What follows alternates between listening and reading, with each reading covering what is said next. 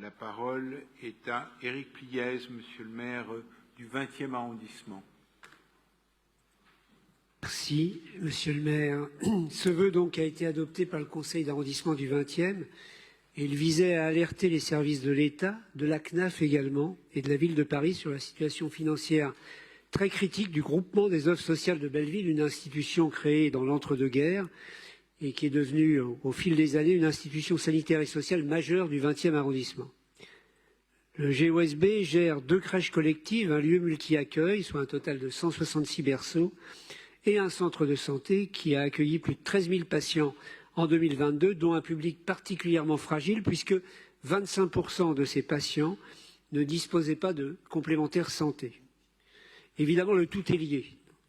S'agissant des activités de la petite enfance, elles sont fortement déficitaires, principalement depuis l'instauration d'un modèle de financement de la CAF, la prestation de service unique, la PSU, on en a déjà parlé ici, une tarification à l'activité, je dirais à l'acte, mise en place en 2019, qui a fortement amputé le budget et la trésorerie des crèches associatives, pas seulement de celles du GOSB.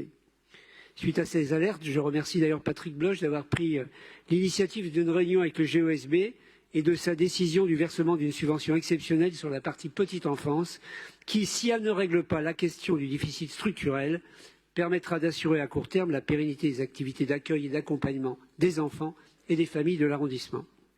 Sur le volet du centre de santé qui nous occupe plus particulièrement ce matin, la question du déficit structurel du centre lié à une tarification à l'acte qui défavorise les établissements qui prennent en charge les publics les plus vulnérables avec des temps de consultation plus longs. Tout cela est loin d'être réglé. Elle nécessite, selon moi, à la fois des mesures de soutien de l'ARS au titre des politiques d'accès aux soins et des mesures d'accompagnement de la ville pour redresser ces situations. Je rappelle que le 20e possède l'un des taux de couverture en professionnels de santé les plus faibles de Paris et que tout doit être fait pour maintenir ces activités d'accès aux soins qui sont vitales pour l'arrondissement.